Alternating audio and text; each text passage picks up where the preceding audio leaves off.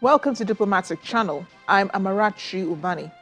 This week, a closer look at Russia's invasion into Ukraine, the resistance by Ukrainian forces, and why the US and NATO allies prefer instead to send military weapons to Ukraine rather than boots on the ground. My guest, Richard Hines, is an expert in US and international relations. He'll be joining me from Florida in the United States. Later on, I'll be speaking to two Nigerians facing different scenarios regarding the conflict. Edu Paka has been transiting from Kyiv since Friday, escaping the bombings, while James Achinihu has his family in Ukraine. He was supposed to reunite with them last week when tragedy struck. They're also in transit. But let's begin with some other discussions in diplomatic circles.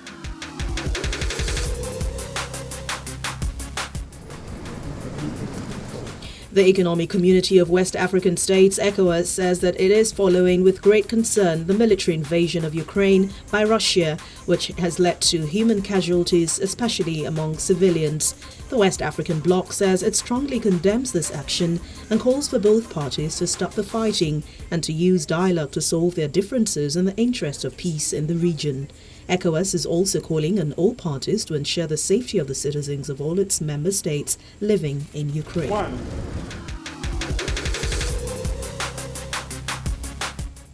Officials of the Nigerian embassy have received over 100 Nigerians safely in Romania, where they have been provided accommodation and are to be documented, while arrangements are made to bring them back home.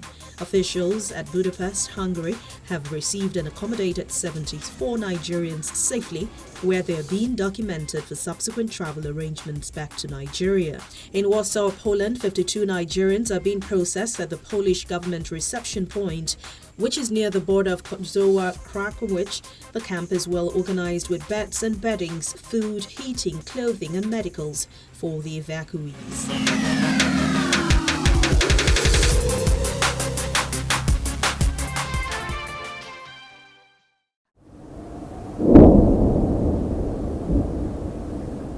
Explosions renting the air in Kiev and other cities in Ukraine will become familiar as fighting continues between Russian forces determined to achieve President Vladimir Putin's plan to invade and overthrow the government of Volodymyr Zelensky.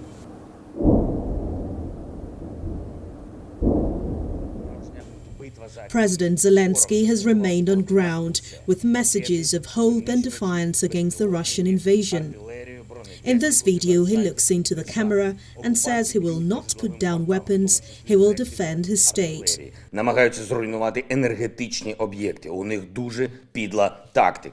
Russian missiles were initially reported to be targeting Ukrainian infrastructure until a building southwest of Kiev was hit by shelling.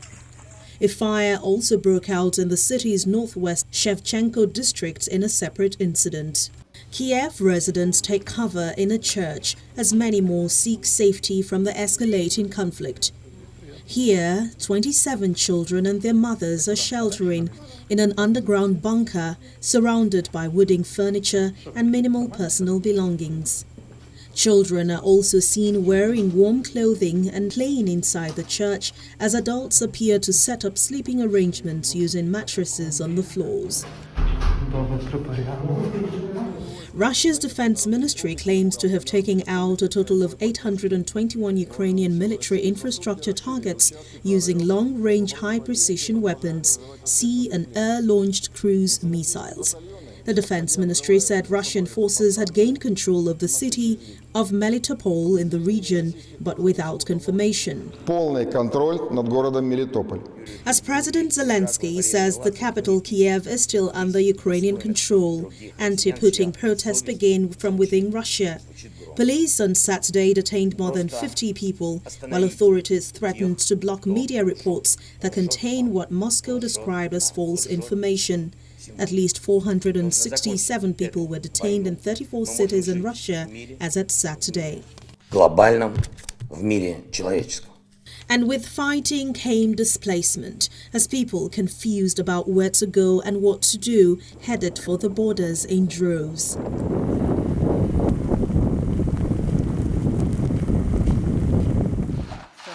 The EU estimates more than 7 million people have been displaced. European Union steps up once more its support for Ukraine.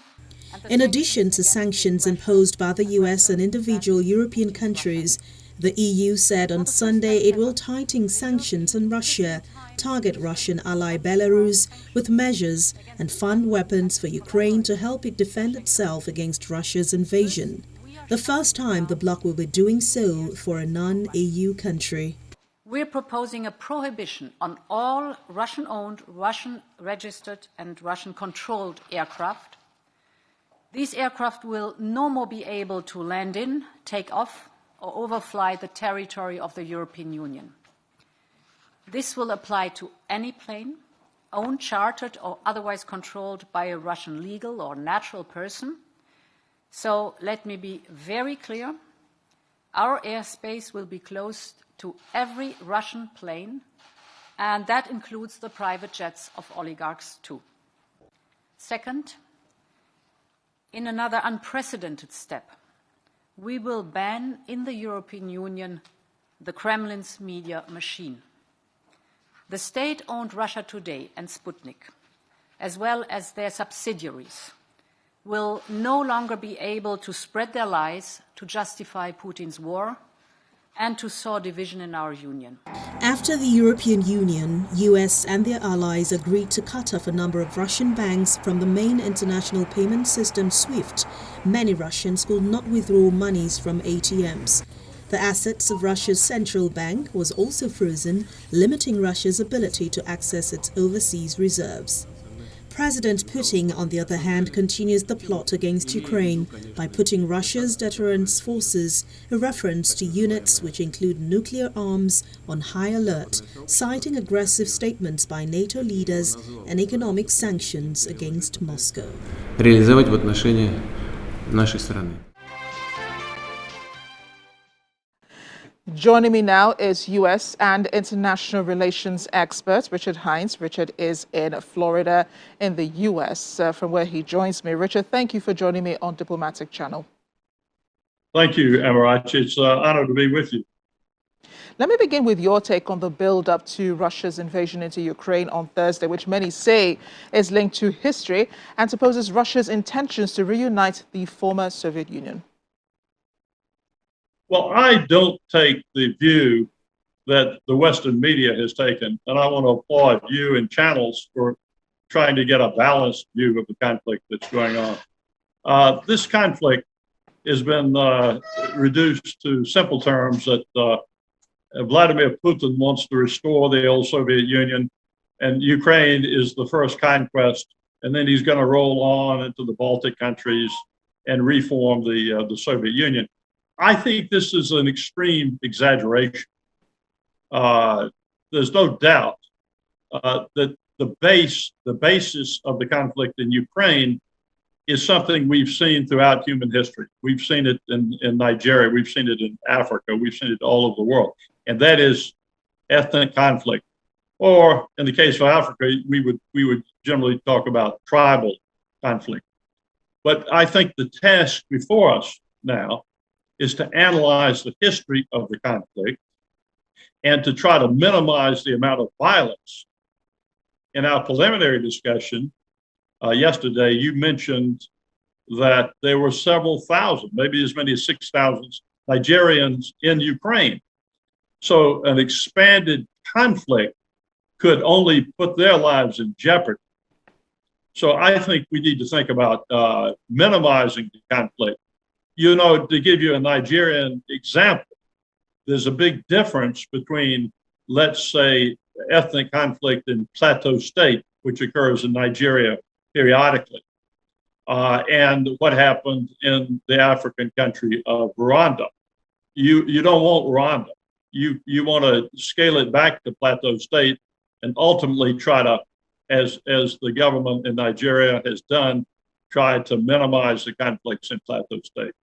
That's just a Nigerian example of the policies I feel we should pursue internationally. The international community should pursue in Ukraine. The Chinese President Xi Jinping did align with Russia just before the invasion. And I know that they're closely watching what's going on. People think that China is taking notes because of Taiwan. Yes, I think you're right on the money. In other words, if the Western allies pile on to say that Putin is the new Hitler and he's going to conquer Europe, and we need to ratchet up our military aid, and we need to send troops, as Americans are now doing all over Europe, and that fails, that's an engraved invitation for the Chinese to move into Taiwan. You're quite right. We've got to remember, we've got to put this in context. The United States has just had a horrendous defeat and a disgraceful withdrawal from Afghanistan. So clearly, Putin saw this as an opportunity to strike in Ukraine, and should the Western alliance fail in all this last-minute effort, not to bring peace, but to send more and more military aid into Ukraine, what China does in Taiwan may be just a matter of time. Indeed, I think many would agree with you. But the diplomatic route is still open for Ukraine and also for Russia. President Volodymyr Zelensky says he spoke with the Belarusian president on Sunday. Russia says it's also interested in talks with Ukraine, although the Ukrainian president says that must take place somewhere else, not in Belarus, because Belarus is an ally to Russia. But we all know that the one thing Putin has asked, even before the invasion, was reassurances, first of all, about Ukraine not joining NATO nor the EU, and of course NATO not expanding its territory, its not expanding by adding more members to the alliance. But you think that will be enough for the Russian president? Yeah, I take the view that that's an exaggeration, that he is not on a path of restoring the Soviet Union, that he simply wants to pacify Ukraine and make sure it doesn't join NATO. Now, if that's the case, we need to alter Western diplomacy to address the issue, and not just to continue to have a drumbeat that Vladimir Putin is the new Adolf Hitler. That's really not helpful. You need to address the situation. One problem you have, and this is my opinion, is that President Biden, even as vice president of President Obama, is very invested, going back to 2014, in Ukraine. So the U.S. has been sending billions and billions of dollars of military aid, most of which, unfortunately, is going to end up like Afghanistan. Most of that advanced weaponry under the Russian invasion and occupation is going to fall into the hands of the Russians. We left Afghanistan, we left perhaps the third largest cache of advanced weapons in the world to the Taliban. So you got to come back and question whether our invasion and occupation of Afghanistan was actually a wise move. And we have to do the same thing in Ukraine. Was all this military aid and continue to increasing the level of military aid in Ukraine, is that really where we want to go with this? And does that minimize the conflict, or does it allow the conflict to get out of hand? So finally, I have a two-in-one question. First of all, do you think the Ukraine, as a sovereign state, should be allowed to join you should be allowed to join NATO and the EU? And do you think that the Ukrainian president should take the US president's offer to be evacuated from Ukraine while he can now? I think anything should be done now to minimize the conflict and minimize the casualties. And I mentioned the thousands of Nigerians that are in Ukraine. We don't want to see Nigerian citizens killed because of this conflict, and they're making no effort to evacuate the Nigerians. So, I mean, our best shot at peace is to ratchet down the conflict. Now, you asked two questions in one just now. One is, should Ukraine be allowed to join the European Union? That's obviously, the answer is yes. NATO is a military alliance. A lot of people think it's a remnant of the Cold War. should they be allowed to join NATO? Well, clearly the Russians feel like they committed not to join NATO and not to ever, beginning in 1994, they coveted not to bring in tactical nukes. But yeah, 2 weeks ago, the president of Ukraine says he's going to reconsider that and talk about bringing in nukes. We should stop all of that rearmament with weapons. This is going to lead to a very unhappy ending if we don't stop this buildup of arms. Richard, it's been a real pleasure speaking with you. Thank you for stopping by. My pleasure. On Diplomatic Channel. Richard mentioned the number of Nigerians stuck in Ukraine as the fighting continues. At about 6,000 Nigerians in the country presently. The Nigerian government has told people to be calm. They're working on evacuation flights. And on Saturday released a statement saying that the Embassy of the Republic of Nigeria, Bucharest, Romania, wish to inform Nigerian nationals arriving from Ukraine that arrangement has been effected by the embassy to receive them at the Romanian entry points. There are embassy hotlines there. There are also numbers for different people that they can call. The arrangement, they say, according to this statement, is in addition to those already put in place by the Romanian authorities to welcome evacuated, repatriated nationals of every citizen from Ukraine. Now, on Saturday, on Sunday, the Ministry of Foreign Affairs also released another statement saying it is fully abreast of the challenges Nigerians have crossing the border into Poland, especially from Ukraine. They are aware of the problems that are being faced. They say the minister has spoken with the Ukrainian foreign minister on the developments, and they're deploying the International Organization for Migration to the border to ensure easier access to all Nigerians and other nationals. I have joining me now two Nigerians in very different scenarios as a result of the fighting. Edu Paka is in between places. He's in Lviv right now, trying to cross into Poland. He is trying, first of all, to find safety, of course, and then second, to get out of the country. James Achini, who is in Nigeria, he's in Abuja, but he fears for his wife and children who are stuck in Ukraine. Gentlemen, thank you for joining me today. I know you both are in very different situations, but how are you? We are fine. We're trying to be fine, especially me from here. I'm currently in Lviv. I left Kiev day before yesterday, and I drove all the way to Lviv, and it was crazy traffic on the road. For more than almost 24 hours, I was on the road to Lviv. But you were planning to stay in Kiev, right? Because that's where you were originally. You live in Kiev. That's where you were, and you were hoping to wait out, this fighting in Kiev, right? Yeah, I was planning to stay in Kiev, stay in my house, but when I got the information that the Russian troop was already in Kiev, that night I had to send most of the Nigerians and most of my people that were with me by train to Lviv. And then I had to leave Kiev that same night, and because of the information I had. And I think it was a good thing that I left that night, because immediately I left, throughout that night to the next day up till now, there's been a lot of bombing and shooting in Kiev, non-stop. Yeah, and we have been seeing the pictures here.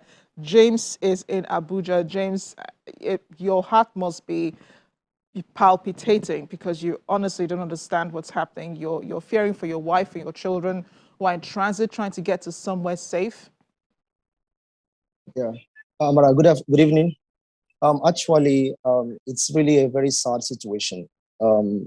Ukraine, I left Ukraine about 2 weeks ago.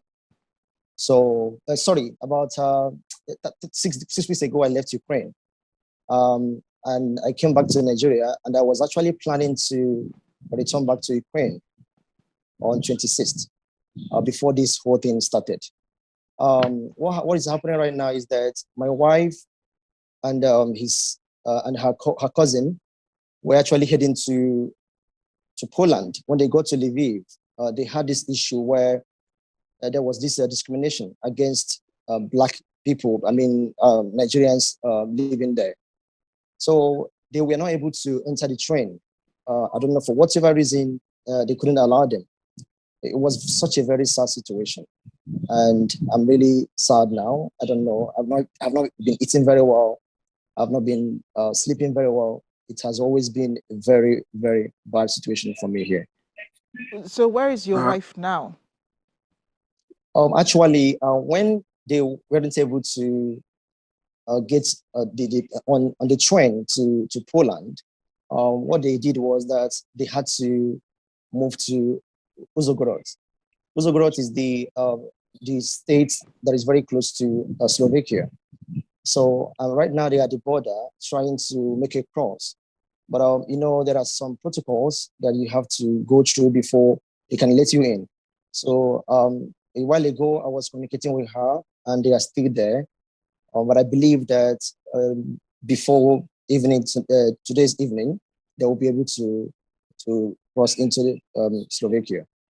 Does this memo from the Ministry of Foreign Affairs, does it provide some comfort? Because they say International Organization for Migration officials will be there at the border to make things easier for people who want to cross. There's a glimmer of hope for them because they have written their names. We also learned that certain countries like Ghana, like Senegal, they actually came for their own people, where even some Indians, where the officials came and started calling for their names and asking them to fill some certain forms. But in our own case, my wife and the baby and her brother, we did not see Nigerian officials at that point, at that border place. So what they are doing now is that they are just there waiting when they will be called. I also spoke to a friend who left earlier before them. She has actually passed the border on the Ukrainian side. She's almost getting to Slovakia. What she told me was that she actually arrived earlier, around 6 a.m. in the morning, when she got to Uzhhorod from Lviv. So in her own case now, I think she's almost about to get to Slovakia. So let me ask both of you. Eddie, I know your wife and your children are in the other parts of Ukraine where it's more peaceful. James, your wife is trying to get out of Poland. Do you have any plans of either returning here, or you have plans of going back to Ukraine when the fighting is over? Yes, I have a plan because I still have life there. I'm still doing my program. I'm doing biomedical engineering.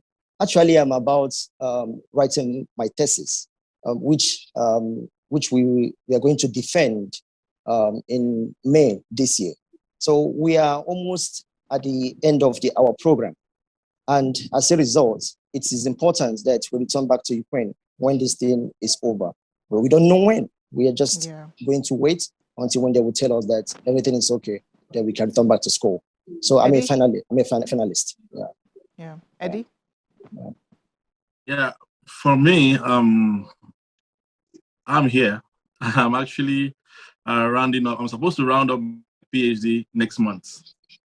But the whole situation has just escalated. I don't know when it's going to finish. And my family is here. I'm here. So we're just trying our best to see how we can survive for now. And but looking at the situation, I heard him when he was talking about the people at the border. I remember one of my friends that crossed through the Poland border. And don't forget, Poland has almost 7 borders. So from what I heard, I think one of them is really allowing foreigners to pass through, even with legs. Yeah. But the rest of them, actually, if you're not with car, and if the car is not your car, it becomes a problem passing through. So most of the people are being rejected. There are reasons why they are being rejected. They didn't just reject them because they are foreigners or they are black people. And then one of my friends that I spoke with that crossed through the Poland border told me that one of the things that helped him was because there was a Form E field from the Nigerian embassy or something. And so when they checked and his name was there, and that was how they allowed him to pass. That was one of the things that was easy, that made it easier for him. So for me, when he told me that, it also made me understood that probably there must have been something, or maybe what the Nigerian embassy there in Poland is doing to actually claim most of the people that have sent their names, because he said he sent his name to their official email. So hopefully, you know, your family, James, will be able to cross over. Eddie, hopefully you get somewhere safe and be reunited with your wife and your children. Gentlemen, this is where we have to end the conversation. Thank you so much. I will keep in touch with you to find out the updates, and stay well. Thank you. Thank you. Thank you for having me. Thank you for having me. This is where we end the program today. If you have loved ones in Ukraine, do reach out to them and find out how they're doing. We also need to keep everyone who's stuck because of the fighting in our prayers, especially Nigerian students who are in Ukraine. Thanks for watching. I'm Amarachi Ubani. I'll see you next time.